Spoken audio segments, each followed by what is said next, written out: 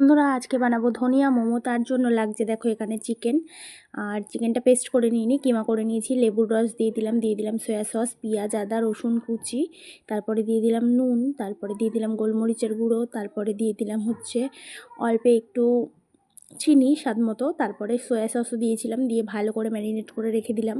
তো তারপরে এখানে দেখো ময়দাটা মেখে নেব। তার আগে ধনেপাতা, দুটো তিনটে রসুনের কোয়া আর দুটো তিনটে কাঁচা লঙ্কা দিয়ে বেটে রেখেছিলাম, তো সেই বাটাটা দিয়েই আর অল্প নুন দিয়ে ময়দাটাকে ভালো করে মেখে নেব।